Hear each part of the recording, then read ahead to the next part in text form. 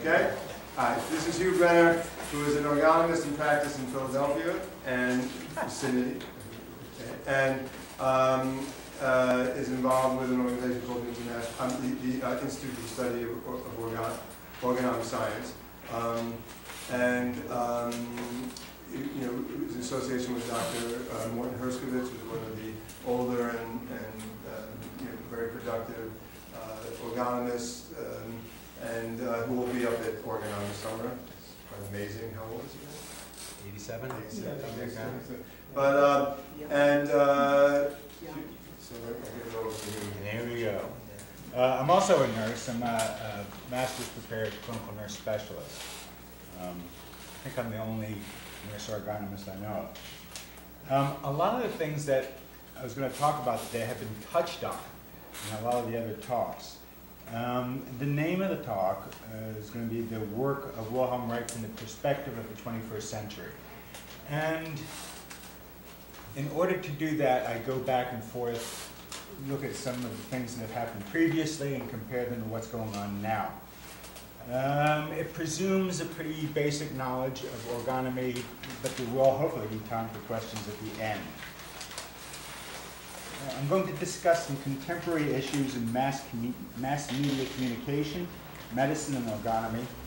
But before we do that, let's take a few minutes to look back. One of the biggest problems in orgonomy is that Reich's work uncovered so much territory that he couldn't keep up with it. Let me just take a slight tangent to put this into perspective. In 1900, the great scientist William Thomson, aka Lord Kelvin, gave us a lecture in which he described the world, a world at that time where we knew just about everything there was to know. He said there were just a couple of little black clouds on the horizon, but otherwise, you know, we really had it down. It was a nice clear sky, except for these two small clouds, two irritating questions. One cloud about properties of light, and the other cloud about black body radiation. Well, these two clouds spawned the theory of relativity, quantum physics, and a whole new century of uncertainty and questions. Now, I told that story because that's the nature of scientific discovery. Everything seems to be going great. The puzzle pieces are fitting together well, even if you had to like jam a couple together hard. And you think you've really got it, and then you find this one blue piece that doesn't quite fit anywhere. And you come to the realization that now you have two choices. You can either throw out the last 15 years of putting this puzzle together and start over again, or you can just try and stuff it under the couch. Right now, science is hoping nobody vacuums the couch too soon. History tells us that in any given time, scientific facts accepted at that time contain a good serving of social prejudice, a portion of misconstruction, some seeds of truth, and a lot of clouds on their horizon. Reich knew this. He knew what his contemporary scientists were failing to see. He knew how many clouds his work was going to leave on the horizon. And I wanted to read a little bit from Reich, from Ether, God, and Devil, as he talks about this, because he says it better than I can.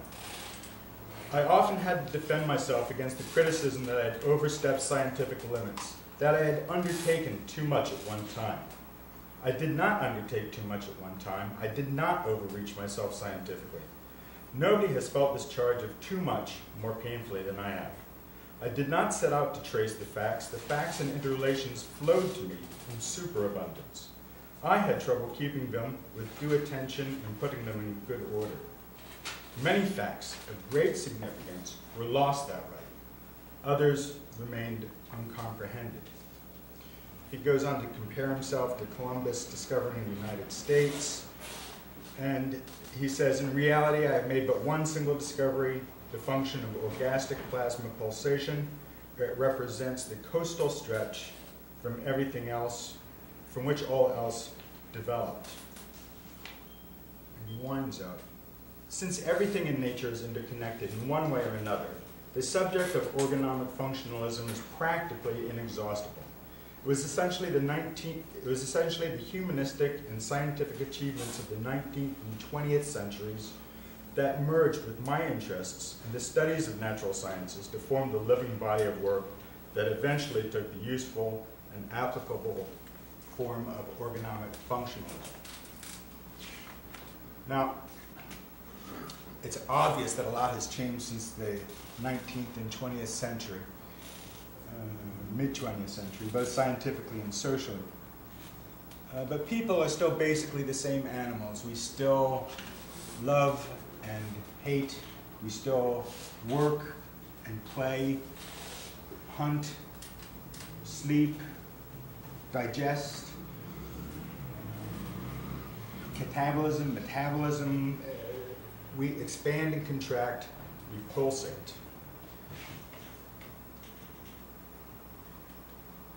And if Reich was right, every orgonomic energy system pulsates like this, whether it's alive or not.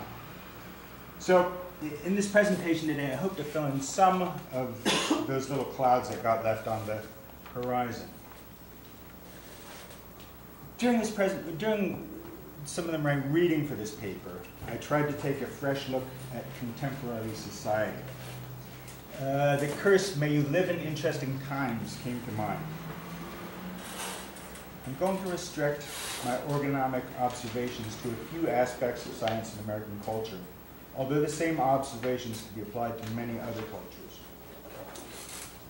In the last 50 years, some of the biggest changes that have occurred in biology, brain science, mass media, and psychology.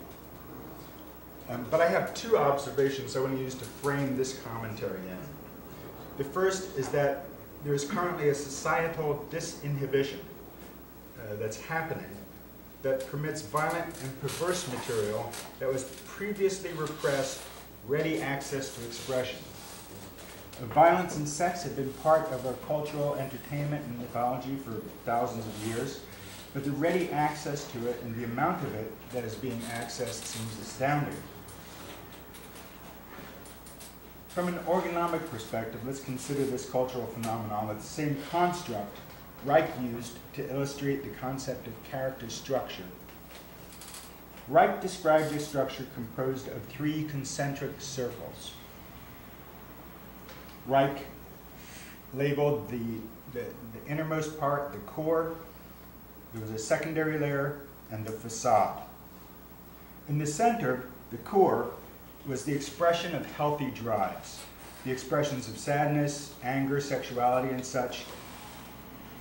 As these drives are expressed and met with the external prohibition, don't cry, be nice, get your hand out of your pants, they create the external layer of the social facade. But the impulses don't disappear. They are repressed, distorted, and then they create this secondary layer. Reich's conceptualization of hell, in some ways. The land of love embittered to rape, anger twisted to random violence and war. It seems in society today, there's an increasing dissolution of the external facade and increasing expression of the secondary drives. The second observation with which I want to frame this commentary is that the pace of life continues to speed up. In the last 100 years, we've moved from an era where moving 20 miles an hour was pretty damn fast, where long-distance communication could only occur as fast as the boat or horse that was carrying the letter could go. Now you can get to almost anywhere you want within a day, and information travels in a vast global network almost instantly. Put these observations together, and "May you live in interesting times" seems apropos. Let's take a look at some of the advances in the brain sciences. We touched on that earlier. When Reich was in medical school, the brain was considered a static organ driven by electrical impulses. It wasn't until the 1950s that the function of neurotransmission was recognized, the 1970s that pharmacology came into its own, or psychopharmacology, and more recently the extent that the brain and more recently the realization to the extent that the brain remodels itself in response to stimuli. These ideas, plus the increasing awareness that mental illness has a genetic component, demand orgonomy find a place for these puzzle pieces. Reich said in his introductory survey to function of the orgasm, psychic health depends upon orgastic potency. And one of my favorites was, mental illness is a result of the disturbance in the natural capacity for love. If the two contrasting ideas of contemporary society and Reich's premise are not mutually exclusive, then how are they related? How can neuropsychiatry add to Reich's concept of health and armor? There can be no doubt that neurotransmitter systems and neuronal architecture play a vital role. And mood states, thought processes. Although the understanding of these systems is still rather primitive, the reality can't be denied. There's too much evidence that genetics, prenatal exposure to toxins and viruses drive some forms of mental illness. But to say that mental illness is simply a biochemical imbalance is the pharmaceutical industry's propaganda to sell more product. The more likely scenario is that the neurotransmitter system is a negative feedback system, a two-sided coin. Everything we do is in a way a function of the brain chemistry. And everything we do, eat, breathe, see, smell, and hear affects our brain chemistry. More to the point, studies using brain imaging have shown that the same sorts of changes in brain metabolism in clients treated with antidepressants and clients receiving psychotherapy. My point is that mental illness as an imbalance in brain chemistry is not necessarily wrong, but it's more a matter of which comes first, the chicken or the egg. In most cases, emotional trauma drives changes in the neurotransmitter system, and repeated behaviors cause growth of the new neuronal networks. The new neuronal connections in turn reinforce the behaviors. From this standpoint, one can argue that the changes in the brain represent neuronal manifestation of character armor.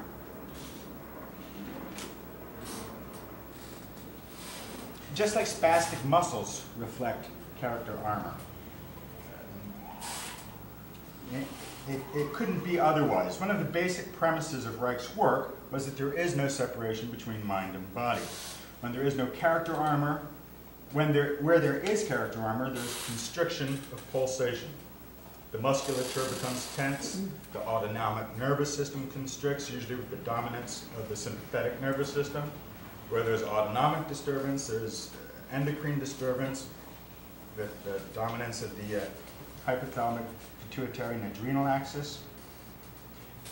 Character armor has a pervasive, body-wide effect. Emotional trauma elicits the stress response, also known as the fight or flight response. And if that trauma becomes ingrained in character, the physiological changes associated with the stress response also become ingrained. From this point, the brain's biochemical and neuronal responses, again, can be seen as brain armoring. The function of brain armoring is much like the function of any armoring. Is it a defensive response causing a numbing of the senses, the emotions, and causing a subsequent diminishment in the capacity to love, work, and learn. Now, of course, not all armor is caused by emotional trauma. Let's step away from the world of medicine for a moment and take a look at the modern media. There was a study by the Henry J. Kaiser Foundation. They sponsored a study called Generation M, media in the lives of 8 to 18-year-olds.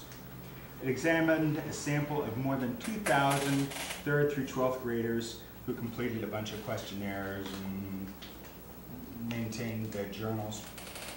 The study, which measured recreational use of TV, videos, music, video games, computers, movies, and print, found that the total amount of media content young people are exposed to each day is just under 6.5 hours, or 44.5 hours a week.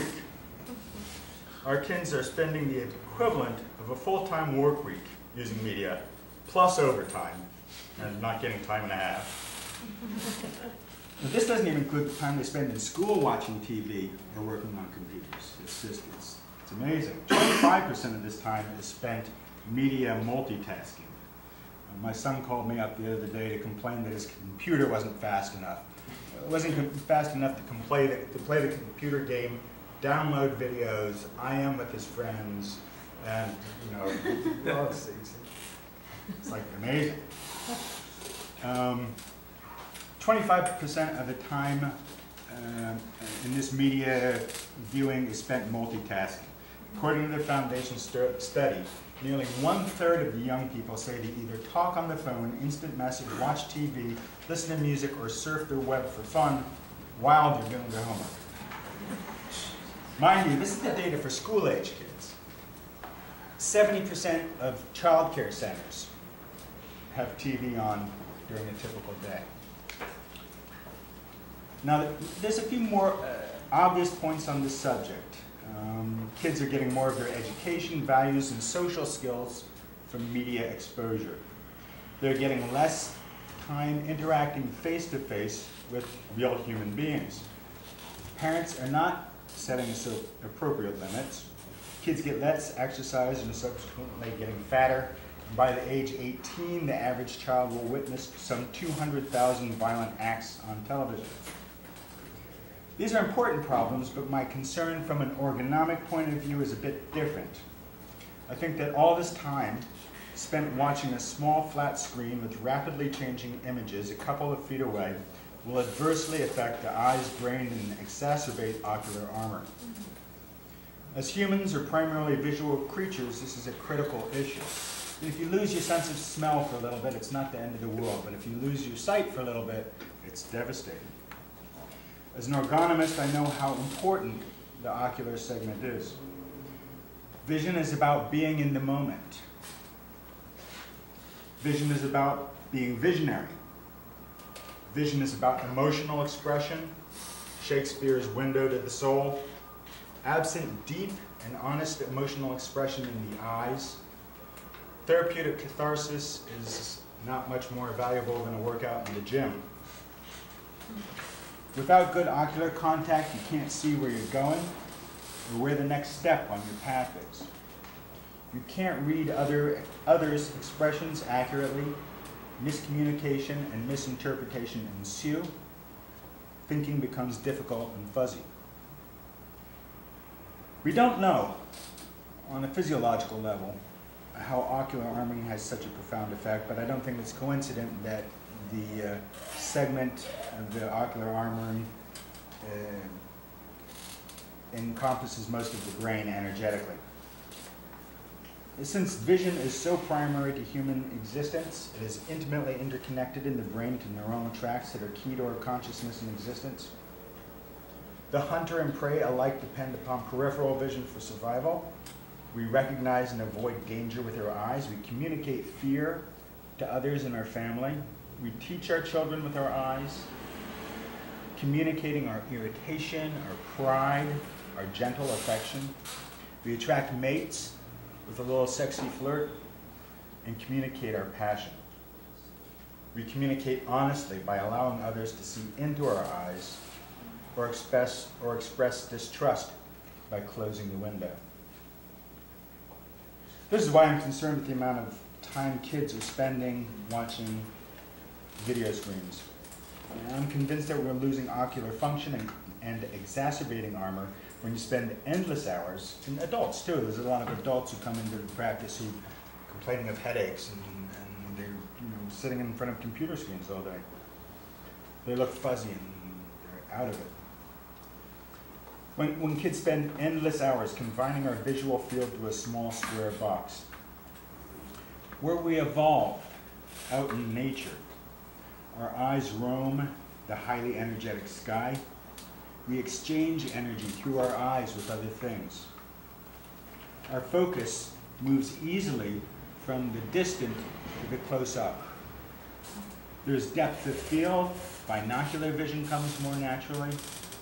Our eyes move in their sockets to see all that there is. There's accommodation to light and dark and rapid saccadic movement over a large area. None of this is available from a video screen. On a video screen, one can watch nature, but not experience nature. On the other hand, I can't deny the value of the medium. I'm writing this paper on my computer using the word processor, thanking God for spell check while using the web to check references and receiving in my email the part of the paper that Lisa so kindly typed up. Thank you. Many of us received notice of the conference by email or found it by surfing the web, so it's a mixed blessing to be sure. The American Pediatric Academy says that kids under 2 shouldn't watch TV at all. And I would add that they should not be exposed to computers at all. And probably beyond 2. Older kids should have realistic limits set. And I think it's important that people do spend time out in nature and see nature and use your eyes and stretch your eyes. It's important for them. You can also point out what cranky little bastards they become after a couple of hours of playing video games. Kids under 60 shouldn't be doing it. Yeah. Lastly, I'd like to comment on orgonomy itself. Where it came from, what has changed, and also on how it's failed to change.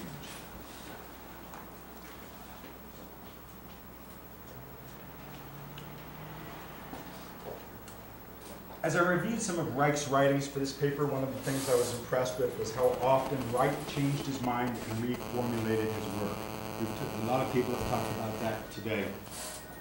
Early on, he was certain that sexual energy was electrical, and then he discovered bions. He thought this blue energy must be magnetic, and he saw it floating in a box. He decided that it must be coming from the bions in the earth around the basement. And one day he opens the windows in the basement, fresh air comes in, it becomes more energetic, and he thinks, oh, well, it must be the oxygen. He became convinced that the energy was purely life force, only later to decide that orgone was the primordial force of the universe. Reich's psychotherapeutic formulations evolved in much the same way as we talked about today. Changing with each new discovery, from Freudian analysis to character analysis to vegetotherapy to orgone therapy. Reich's clinical fluidity was always based on his willingness to push the limits if that's where logic took him. Since his death, there have been some changes, but none comparable to the intercontinental leaps that Reich took. We've had 50 years of orgonomic trial and error since Reich died. And that's both in orgonomy and in the context of some 50 or so neo-Reichian therapies. We've had time for organizational contraction, divisions, disillusionment, and distance enough to see that Reich was a fallible human being. No doubt he made some very poor choices in the people who he trusted. The demise of the Children of the Future program was a glaring example of this. In his last years, Reich was trying to push psychiatric orgone therapy out of the psychological realm and into a purely biophysical energetic technique, but in doing so, he seemed to lose a degree of the contact that he previously had. His hope to do away with talking altogether in therapy, I don't know. Maybe it was just too many years of listening to the little man gripe about his little problems. But the fact that we're sitting here today speaks to the basic truths that Reich uncovered. We may look back and see at times that the emperor wore no clothes, but he was still the emperor. I think the best we can do is to attempt to explore orgonomy with the same flexible zeal that Reich did, while trying to prove or disprove his many extraordinary formulations. As I described earlier, our concept of armor and its physiological consequences evolve and continue to evolve with new findings in science. I can't speak for all orgonomists, as we are a diverse group, but I think that our concept of emotional health has to change. We have seen that just because an individual achieves orgasm reflex and orgastic potency, it doesn't make them a good person. Old neuronal circuitry never completely fades, and like an addict who's always an addict, one always has free will to regress. Conversely, there are plenty of good people who, despite years of therapy, will never achieve full orgastic release, who nevertheless are able to raise healthy children, derive pleasure and meaning from love, life, and work. But today's challenge for clinicians and other workers is the same as it's always been, to help individuals regain capacity for pulsation, to enlighten and reform the system. In Reich's day, he fought against the remnants of Victorian moralism with its sexual prohibition, negation of childhood, and the chaos of politics between two world wars. The challenges of the early 20th century, 21st century, present us with many different obstacles, but also with many more tools than Reich had at his disposal. There have been numerous advances in therapeutic techniques and modalities other than orgonomy. Each orgonomist I know borrows from whatever skills they've been trained in. If using a concept from CBT, cognitive behavioral therapy, helps a person recognize an aspect of their character, then it's for the good. If a pediatric orgonomist finds using some family systems techniques helpful and moving a child towards health, it's for the good. In our clinical seminars, we frequently discuss new tools and techniques we've come up with and examine our failures. Some of us judiciously use psychotropic medicine when it seems to be called for. But all of this is done within the basic tenets of orgonomy. The therapist is constantly working on the goal of reestablishing orgonomic pulsation by building and charging the client's core. This creates movement from within while assisting them to remove the armor, or actually, like Daniel's, softening the armor from without, allowing the pulsation to resume. And this is done at a pace in an organized fashion that the patient can tolerate. To summarize, we're standing on the edge of this puzzle of life, and we're trying to fit the pieces together without tossing out the bits that don't fit. And Wilhelm Reich left us several bags full of puzzle pieces. We try to maintain our own state of health in a world where secondary impulses are gaining greater expression. I need glasses. We try to maintain our children's health in a world where sensory stimuli is speeded up, bombarding our children with unnatural stimuli and simultaneously numbing them and dulling their capacity for contact. On the other hand, it is a world that was fertilized by the revolutionary work of Wilhelm Reich, a place where the unity of psyche and soma is no longer an alien concept, where body-oriented psychotherapy is no longer, it is somewhat accepted, although perhaps not well understood, where the concept of a life force energy is gaining more popular acceptance, and where some clinicians and scientists to continue to hold firm to Reich's basic ideas while extrapolating and testing his concepts. Reich gave credit to the teachers on whose shoulders he stood. He did not start this revolution, but he was one hell of a cultural enzyme. Remember, revolutions are not led by the great masses, but by passionate individuals who each in their own way plant the seeds of change wherever they can find fertile soil. Here and now. Here and now we stand in the 21st century with those irritating clouds on the horizon. Conflict swirling around us. But we also know that here and now We stand in the quiet meadow of the pulsation of life, same as it ever was.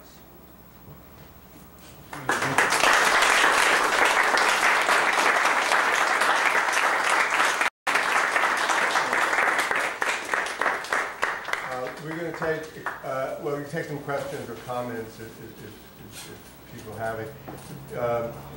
We're going to take a quick break so people can get to the bathroom, or I know some of you have to leave, that's understandable. But we'll come back and finish with Phil Bennett's presentation on Reich's work on work democracy, which I'm looking forward to.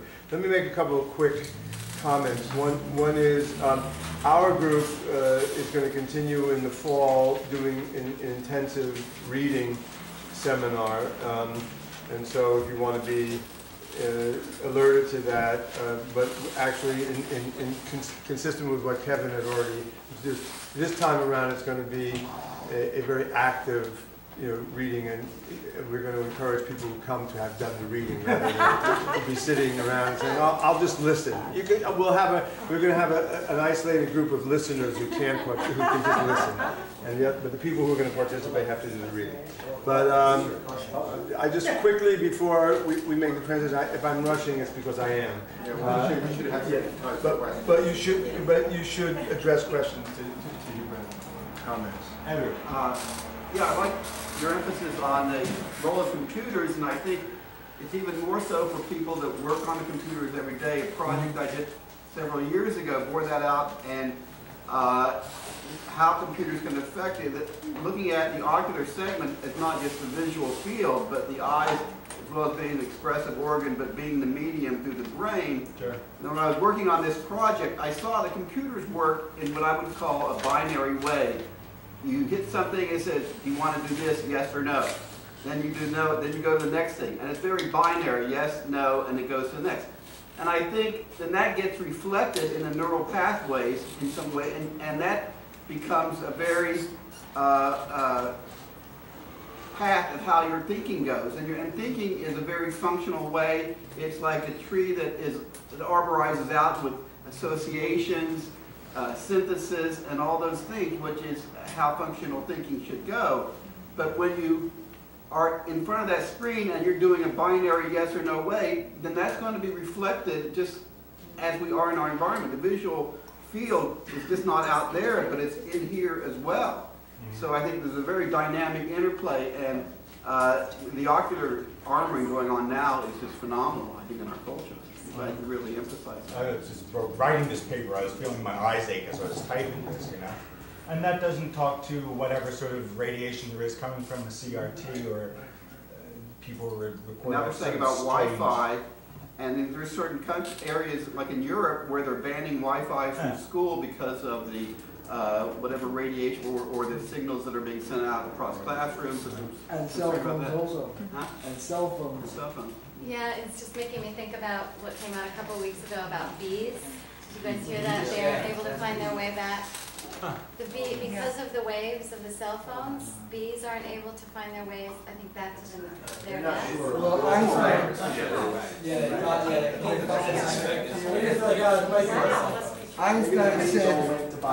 said the that. whales and the sonar, it's the same. Einstein said that 4 years after the bees are gone, we're gone. Yeah. Was the other Could be a chemical imbalance. Yeah, the question actually is this is from a book that I read a few years back called Four Arguments for the Elimination of Television, where they mentioned that if a child or even an adult actually is exposed to more than 40 images per minute, it'll tend to stimulate the adrenal glands and put out the fight or flight mechanism. And I'm wondering if that's true. And then he goes on to mention that the average MTV program shows over 200 images per minute. Yeah. So I haven't heard that data, but it wouldn't. Teresa is not here. In neuroscience, she might have some. Yeah, I was curious as to whether it's true or not. No, I thought that was a wonderful presentation, especially your content about the ocular segment. Do you see child patients? Yes. You do. And so this is something that you... I see, parents will come in and say, My kid's not doing well in school. I don't know what the matter is. They're doing their homework. And I sit down and talk to the kid, and they're doing their homework while they're watching TV, and they're IMing, and they're talking on the phone, and they're text messaging. And it's like, well, duh. And in terms of the specific therapy then, so what are you doing at that point? You know, Tell them to take the TV out of it.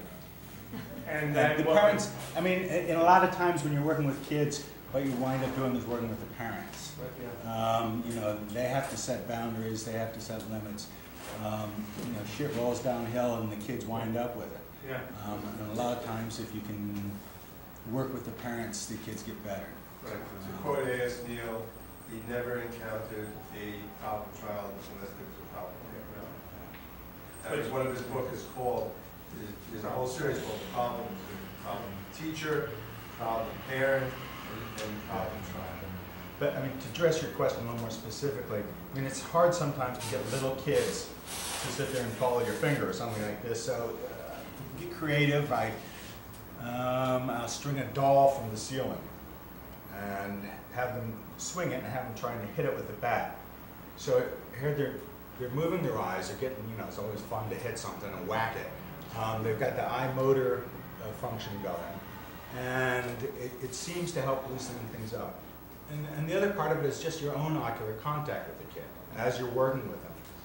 Almost always they'll come in at the beginning of a session and their eyes will be, you know, hard, and you play with them and you make the eye contact and you make your energetic contact with them and you involve the parents depending upon what the situation is.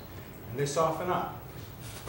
And then they go back to a parent with eyes and they harden up again. No. It must be frustrating. No, I think if you're working with them, a lot of times the kids will still get better, even going back to that segment. And I've had kids go and say, now it just goes in one ear and out the other, what their parents are telling me. And so, I think That's all.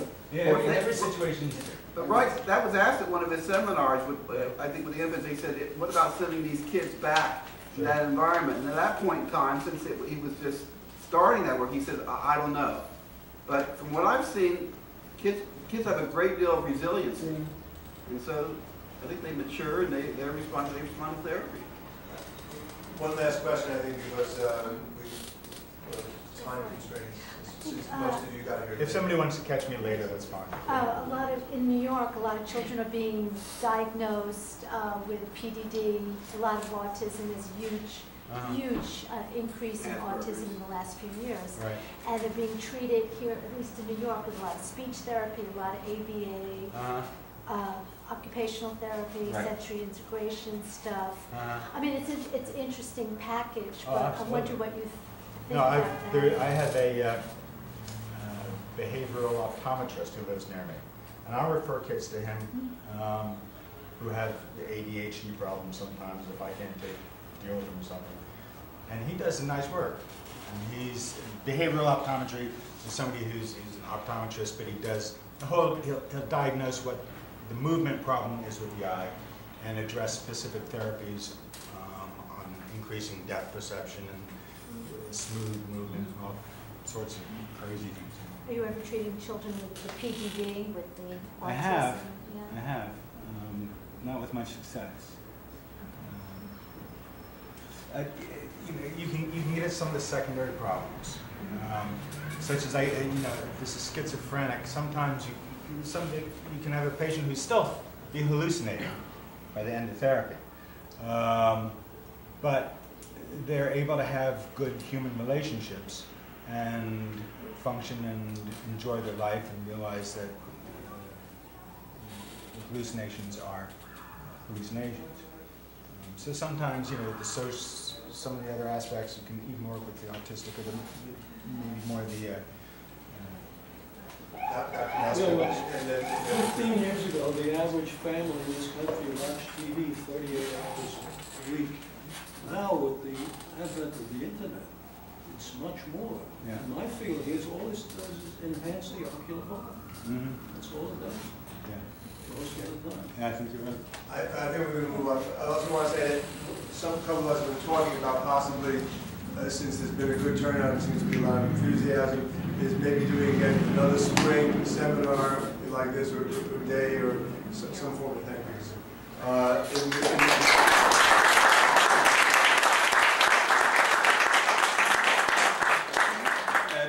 beginning to address it to more specific issues. I think, for instance, coming out of what Hugh was just presenting, is possibly doing something on child, you know, a whole overview of child development and you know, sort of an updated version of children of the future. I mean, in the sense of, you know, looking at children of Reich's concept of children of the future as a starting point for how do we look at it of children. Now we're in the future. And so what you know, in very much in terms of what Hugh has already presented, you know, the future is now, and where do we go from there? Obviously, many of Reich's ideas, as Dr. Abbaum was pointing out, about children and childhood, while fundamentally correct, are obviously, you know, have to be looked at in a new context, given, you know, new circumstances and conditions. I look at my 16-year-old, you know, many of us, you know, who has to do an amount of work and deal with an amount of things in our daily life that are beyond, I can't even begin to imagine having to do that kind of stuff, you know, in my life. Plus, have a love life and have a healthy environment, in relationship to nature. It becomes, you know, it becomes really. It's not even a question of whether they spend too much time on the computer. It's a question of whether what they can do to even begin to sort out what comes at them. And so I think this might well be a good subject, you know, to bring people together on, maybe begin to even build a larger audience on issues of parent and child relationships and children of the future. But maybe as the last subject, which I think we're moving along, Dr. Bennett needs time to put, you know, some of his notes on the board. Yeah, and so when we take a 5-minute break, come back, and we'll finish up with a presentation on work democracy.